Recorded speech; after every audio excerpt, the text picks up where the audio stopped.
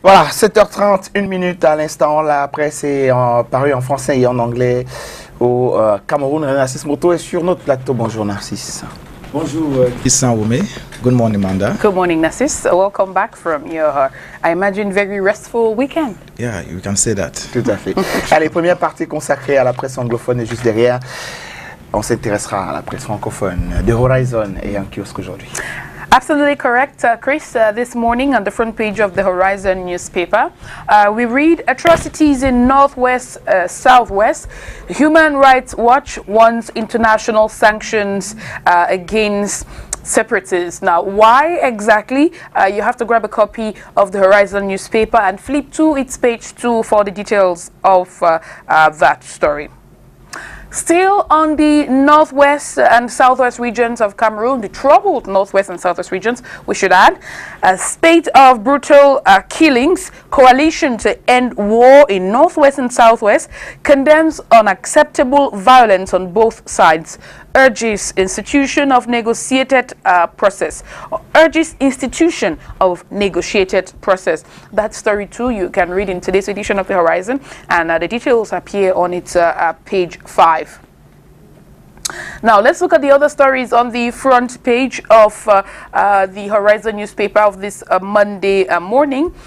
Education, Professor Laurent Sage installs UNESCO, ISESCO officials while handling ISESCO's COVID parcel to Minat. And of course, on the front page of that newspaper, the picture with this caption, Professor Etundingoa, Secretary Asheri Kilo, Comnat SG, and representatives of partner ministries and some appointees installed. Of course, that story which concerns the basic education sector of Cameroon and UNESCO, as well as the Islamic World Education, Scientific and Cultural Organization, of course, which has been abbreviated here, ISESCO, you would enjoy in this edition of the Horizon newspaper. Government reveals use of hydrochloroquine, a secret behind high COVID recovery rates in Cameroon. Indeed, and the details of that story you'd read on page 7 of today's edition of the Horizon newspaper. Aout Tabis encomium. I'm going to read that again. Aout Tabis encomium to Tangem Thomas Ngannou read at funeral of Latta by barrister Pecum Emmanuel. I'm just going to read that again just so we are clear. Aout Tabis encomium to Tangem Thomas Ngannou read at funeral of Latta by barrister Pecum Emmanuel. You definitely remember that the Horizon has been reporting about the story of the now dead journalist, pastor and journalist, actually. Now, the details of that story you'd find on page 10 of the Horizon newspaper. 2 people arrested with lion and leopard skins. Details on page 6. Allegations of mismanagement hunger at DDR centers debunked. And of course, the head of that department, Fayengo Francis, the picture is on the front page of the Horizon newspaper. And to end with the Horizon, Churchill Monono returns to Ethiopia as ambassador. More on the new ambassador on page 2 of the Horizon newspaper. Now let's leave the Horizon newspaper. We are turning our attention to the Guardian Post of this morning. And we read on this front page, after butchering of woman in Moyoka, another video surfaces with suspected Amber fighters splitting victim's head with axe. And the paper adds widespread condemnation as soldiers spotted in another video brutally killing man, mutilating corpse. Well, we all need a second to digest that story. And if you want to gather the details, well, you grab a copy of the Guardian Post newspaper and flip through its inner pages. Let's quickly move on to other stories on the front page of the Guardian Post newspaper of this morning.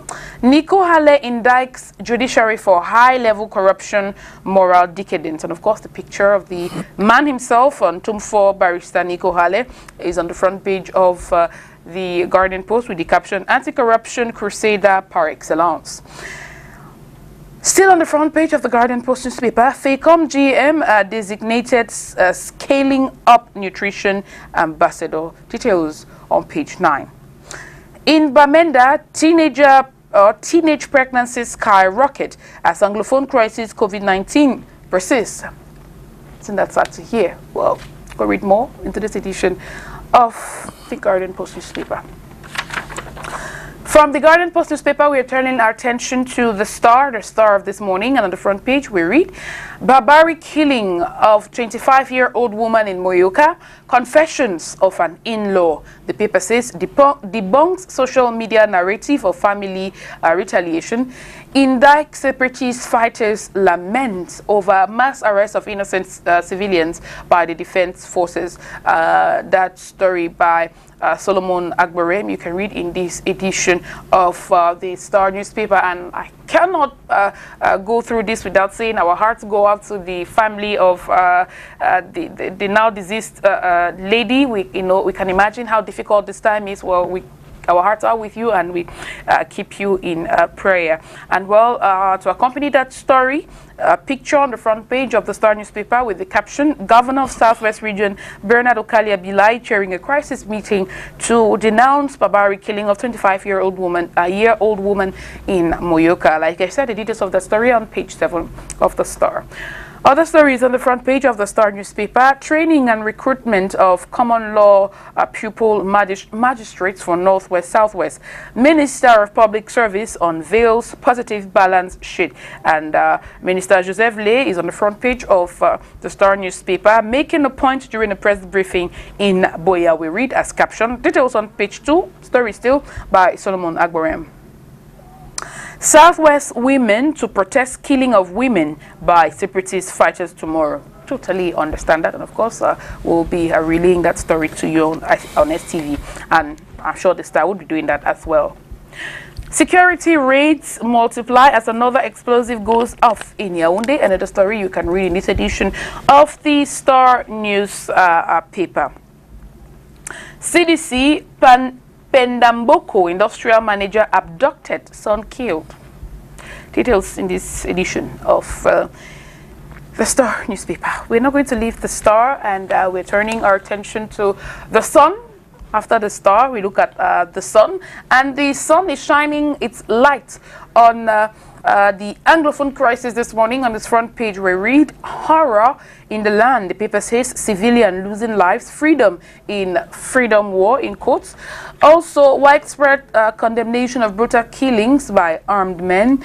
Government urges end to perpetration of unspeakable atrocities against population by outlaws. U.S. Embassy terms attacks against civilians senseless.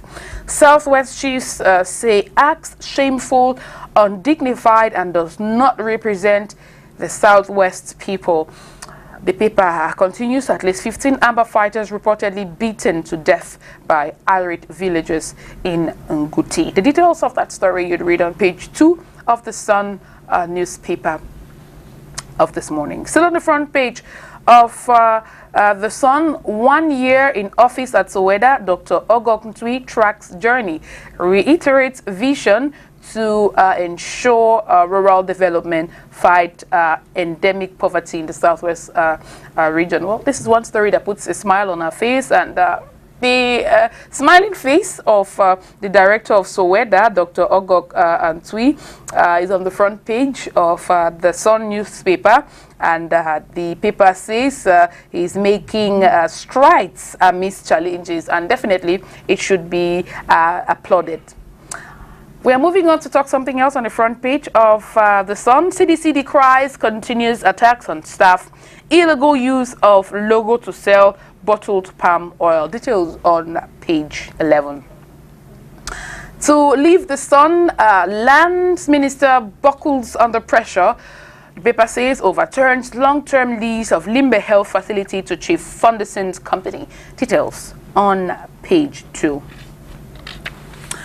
Now to the Post newspaper of this Monday, August 17, 2020. On its front page, we read mass arrests sweep across Moyoka after gruesome killing of woman. The paper says separatist leaders demand independent investigation into heinous crime after a global outrage. On the front page of the paper, this picture with the caption, military vehicle loaded with arrested suspects. Details on page 2.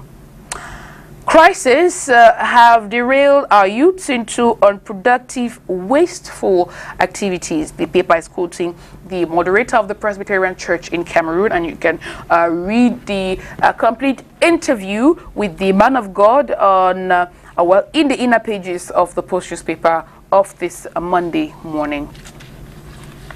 And on to this story that concerns the Department of Journalism and Mass Communication in the University of Aboya. My department, I should add. We read on the front page of the Post, JMC records another monumental feat. 2 Stephens defend PhD. Yes, there are 2 Stephens because one is Dr. Stephen Moki and the other is Dr. Stephen Ndode. Dr. Stephen Moki was my lecturer in the university, and Stephen Ndode, who is now a doctor, was 1 year behind me in the university. It's good to read about them and defending their PhDs. Well, the details of this story appear on page 10 of the Post newspaper. 2 very young men who are doing amazing. Congratulations to you, doctors. Now to Eden newspaper. On the front page of Eden, we read this morning, DDR Center debunks claims of poor management, embezzlement. Of course, you can read the follow-up of that story on the front page of, or in the inner pages of Eden newspaper. You flip to its page 3. Also on the front page of the newspaper, we read barbaric killings in Northwest, Southwest, traumatize an edgy nation. Details on page 7 of today's edition of Eden newspaper.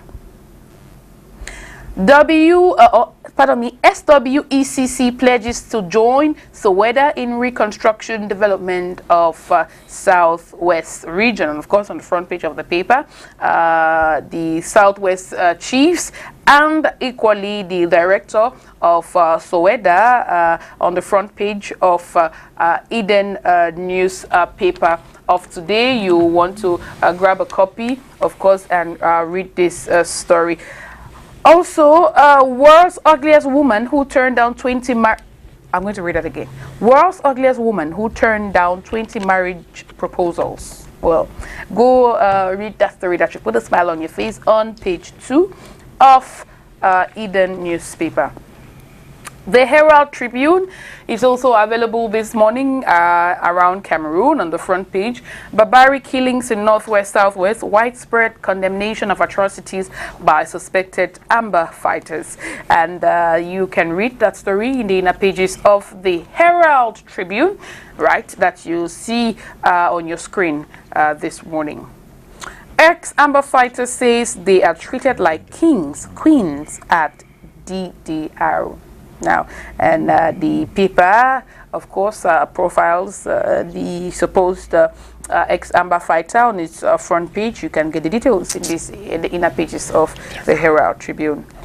Government backpedals on logging concession in Ebo Forest. Details on page 5. And to end with the Herald Tribune, microfinance, untold story of Taku's rapid growth, reliability. Also a picture to accompany that story on the front page of the Herald Tribune. I cannot leave the Herald Tribune without reading this headline. Kamasej Northwest chapter gets secretariat. More on page 9 of the Herald Tribune. And to end this first part of the press review on Good Morning Cameroon today, let's take a quick look at the stories on the front page of Cameroon Tribune that appear in the English language. We begin with education. Secondary education, holiday classes prohibited. Okay, the paper says the decision taken last Friday, August 12, 2020 by Secondary Education Minister Professor Nalova Liyonga goes in line with government's barrier measures against COVID-19 or the COVID-19 pandemic. The details are run from page 16 down to page 17 of Cameroon Tribune. Also, disarmament committee, brighter prospects for ex-fighters. You can go learn more on page 5 of Cameroon Tribune of this morning. And that's a wrap for this first part of the press review on Good Morning Cameroon. We hope that you now know what to expect when you go to the newspaper stands a little later to get copies of these newspapers. Well, time for us to turn our attention to what the papers are saying in the French language. Is going to be the business of two gentlemen, Narcisse Moto and Christian Wome. Voilà, revue de la presse francophone. Maintenant, ce sera la revue transversale des journaux et les autres faits d'actualité traités par la presse. Alors, dans cette revue transversale des journaux, on aura droit à 5 faits majeurs aujourd'hui. On s'intéressera à la crise socio-politique dans les régions du nord-ouest et du sud-ouest. On s'intéressera également à la problématique autour de l'exploitation des forêts au Cameroun. Il sera également question du phénomène des explosions des bombes artisanales dans la ville de Yaoundé, l'interdiction du mariage. Du porte-parole du professeur Maurice Kamto est également à retrouver dans cette revue transversale des journaux. On n'a pas oublié, surtout que c'est toujours d'actualité, le coronavirus. Tout à fait, Christian Goumé, tu fais bien de planter le décor. C'est un fait majeur, tu l'as dit. Allons donc découvrir ces faits majeurs, d'entrer avec le quotidien bilingue Cameroun Tribune qui est en kiosque ce matin. On peut la lire: crime sécessionniste, l'indignation des pays amis. Le Cameroun Tribune poursuit en indiquant qu'après la réaction du gouvernement suite au meurtre cruel de 2 jeunes femmes dans le nord-ouest et le sud-ouest, la France, les États-Unis et la Grande-Bretagne, à travers leur représentation diplomatique, dénoncent ces attaques sauvages dirigées contre les populations civiles. Rendez-vous en kiosque pour ample précision. Quotidien Émergence en parle également ce matin. Nozo, le bilan des atrocités commises entre mai et août 2020. Dans un rapport, le Centre des droits de l'homme et la démocratie en Afrique répertorie ces exertions. On parle également de la réaction de maître Christian Bomo et Timbane. C'est en page 5, plus de précision. C'est en kiosque ce matin. Nouvelle expression de Séverin Tchouke ne s'empêche pas aussi de parler de la crise anglophone dans les régions du nord-ouest et du sud-ouest. Ici, on parle de l'indignation de la Commission nationale des droits de l'homme. D'après ce journal, la Commission nationale des droits de l'homme et des libertés, par la plume de son président par intérim, James Mwange Kobila, condamne. C'est en page 2. Et cette information ne peine rien à faire un tour en kiosque au fin de ces deux côtés à la bonne source ce matin. Intégration en parle aussi ce matin. Décapitation, peur et inconnu, la trilogie de l'horreur dans le nord-ouest et le sud-ouest du Cameroun. Un peu précision, c'est donc en page 4 chez nos amis du quotidien Intégration, disponible en kiosque ce matin. On s'intéresse maintenant au second fait majeur et nous le commençons avec mutation et qui nous amène dans la vallée d'une Thème pour parler de cette terre d'orgueil. Et le journal indiquait que suite à l'opposition des populations locales, le ministre des Domaines, du Cadastre et des Affaires foncières suspend jusqu'à nouvel avis les effets du contrat de bail entre l'État du Cameroun et la société Neo Industry. C'est en page 11 et le quotidien, n'est-ce pas, de renchérir en indiquant que le gouvernement exige un consensus préalable avec les riverains. Rendez-vous en kiosque pour ample précision. Au Cameroun Tribune en parle aussi ce matin. Sanaga maritime, mobilisation contre le pillage des forêts, des coupes massives et non autorisées sont effectuées par des exploitants véreux dans cette partie donc dans la plupart des villes du Cameroun. Le journal nous en dit plus en ces pages 14 et 15. On ne perd rien à faire un tour en kiosque ce matin. Un autre journal qui en parle, c'est le Messager, le quotidien Le Messager, qui est en kiosque ce jour. Exploitation, spoliation foncière. Le sous-préfet de Douala 2, victime de machination. Le journal s'interroge.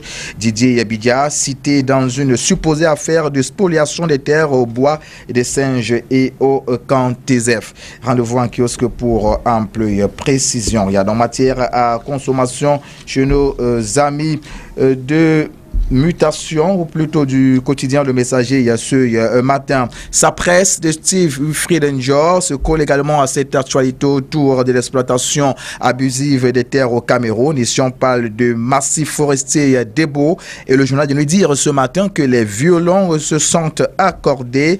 Le journal apporte ample précision à ses pages 4 et 5. On ne perd rien à faire un tour en kiosque une fois de plus. Et puis, on embraye sur le troisième fait majeur ce matin avec une mutation qui nous amène à la capitale politique du Cameroun pour parler de ce phénomène d'explosion de bombes artisanales. Et le journal de dire encore une explosion de bombes artisanales dans la capitale politique du Cameroun. Un peu précision, c'est en page 5. Et notre journal qui en parle, c'est Quotidien Émergence. Quotidien Émergence qui voit plutôt en ces explosions du terrorisme. Une nouvelle explosion à Yaoundé, peut-on lire dans l'une des pages de ce journal. Les faits se sont déroulés dans l'après-midi du 14 août 2020. Quatrième fait majeur, nous restons avec Quotidien Émergence. Ce matin, le journal parle du mariage de Bibou Nissak, une affaire privée transformée en débat politique. Le journal nous démontre donc à la page 2 ce matin. La nouvelle expression de Séverin Tchunke parle aussi de cette actualité autour du mariage de Bibou Nissak. C'est d'ailleurs l'information qui bat à la grande une de ce journal de ce jour.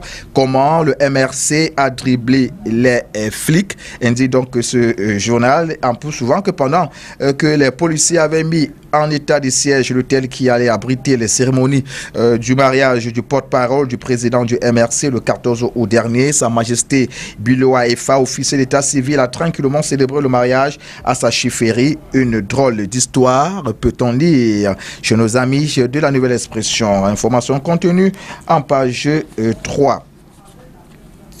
On poursuit avec le dernier fait majeur qui, lui, porte sur l'avant-dernier, ou le dernier, c'est le dernier, je crois. Cinquième fait majeur qui porte sur la lutte contre la Covid-19 au Cameroun, l'équation du masque. Cameroun Tribune en parle donc ce matin. Et puis il y a le quotidien Le Messager qui en parle également. Dépistage de masse, la Sanaga maritime en ordre de bataille. C'est à la page 10. Rendez-vous en kiosque. Et puis, il y a également la nouvelle expression qui parle de ces fonds Covid-19, la pression de Transparency International. L'organisme en croire le quotidien s'est à nouveau prononcé sur les accusations de détournement de fonds qui agitent l'espace public. C'est en page 6. Cette information. Nous restons toujours en santé, port du masque, toujours avec la nouvelle expression. L'offensive de l'Ouest, le gouverneur Awafonka Augustine a saisi les préfets et les responsables des forces du maintien de l'ordre pour les enjoindre de prendre des mesures coercitives. C'est en page 2. Et puis VIH-Sida, on en parle toujours. C'est toujours dans le domaine de la santé avec la nouvelle expression. La lutte s'intensifie. Le journal poursuit en indiquant qu'une rencontre avec les maires d'arrondissement de la métropole économique a lieu le mardi à Douala pour parler du projet Fast Track Cities lancé par le NUSIDA. C'est en page 7. Cette information, ne perdons rien à faire un tour en kiosque ce matin. Christian Romé. Voilà qui met un terme à cette première partie consacrée à la revue transversale des journaux. Maintenant, à côté de ces actualités, ces 5 faits majeurs, il y a d'autres actualités dans la presse locale et continentale aujourd'hui, ce que nous avons appelé les autres faits d'actualité traitée par la presse. Tout à fait. On commence avec le tri hebdomadaire L'œil du sel de Guibaï Gatama, Garondéré, le film de l'arrestation des assassins de Zoyem Matenou. Peut-on lire la grande une de ce journal de ce matin. Le journal parle aussi de football. Le coton sport de Garoua reste en Elite One. C'est en page 11. Mais bien avant cette page, il y a la page 4 où le journal parle de ces populations, les populations de Makabaï, menacé par l'érosion. C'est dans le grand nord du Cameroun et au rez-de-chaussée de ce journal, on va du côté de la Damawar. Le journal de nous dire que Ketchakotez passe la voirie municipale d'un Garondéré au scanner. C'est à la page 5. Le quotidien de l'économie, pour sa part, parle de fraude, de contrefaçon et contrebande au Cameroun. Les pistes pour améliorer la surveillance douanière sont donc à découvrir à la page 3 chez nos amis du quotidien. L'économie reporte pour ce qui est de la parution de ce lundi. On va du côté des aéroports du Cameroun, toujours avec le quotidien de l'économie. La reprise du trafic se prépare, indique ce journal. Et puis on parle aussi du Cameroun qui revisite sa coopération avec le Canada. Une sorte d'évaluation, c'était à la page 4, cette information. Et puis intégration parle de commission de la CEMAC. C'est d'ailleurs l'info qui bat la grande une de ce journal ce jour. Jeune Afrique dans le complot, sous la plume de Mathieu Olivier, un article du magazine panafricain publié le 9 août dernier, jette l'opprobre sur la gouvernance au sein de l'institution communautaire. Et le journal de poursuit indiquant que par ce choix éditorial, le journal persiste dans sa logique de faiseur de roi pour l'organisation sous-régionale. Et puis on parle aussi de perspectives économiques en petite fenêtre d'intégration ce matin. Le Cameroun vu par Modis, c'est en page 5. Philippe Camille Aqua, que dit-il? Et le journal d'intégration de le dire ce matin, un ambassadeur de la nutrition au FECOM, c'est à la page 8. Rendez-vous en kiosque.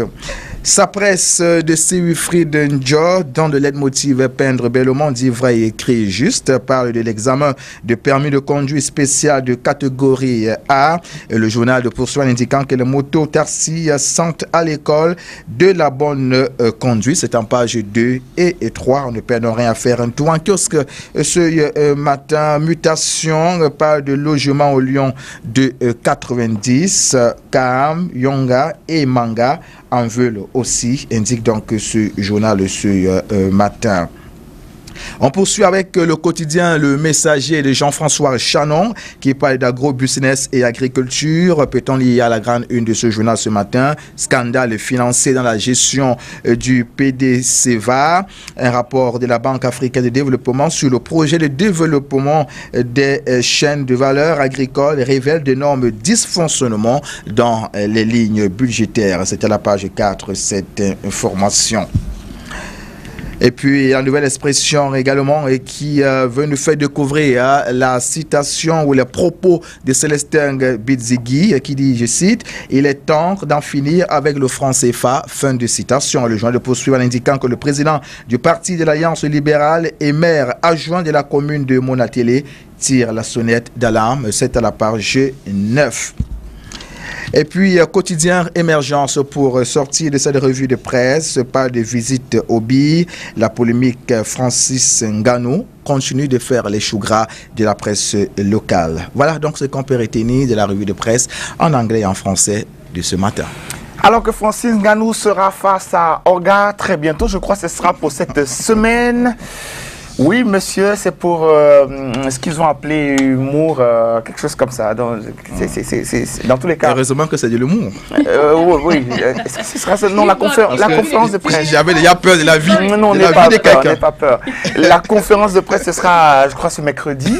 Je crois, ici à Douala, à la Sportec. Donc, une conférence de presse qui annonce ce combat. C'est déjà, on dit souvent dans les quartiers, Manda, un coup meurt. On sait, on savons tous que... Heureusement que c'est de la comédie combat. On peut dire ça comme ça. Donc, conférence de presse est annoncée, monsieur. Il faut être accrédité pour aller à cette conférence, pour assister à cette conférence de presse-là. Coronavirus oblige, donc le nombre de places est forcément limité. Et pour y accéder, il faudra être accrédité. Donc, les accréditations sont en fonction du nombre de personnes attendues essentiellement. Pour le reste, ce sera donc chez le voisin que vous deviez avoir l'info. Voilà. Time for the news. It's 8 a.m. and I do believe it's going to be a news flash this Monday morning. So let's go watch. We'll be right back.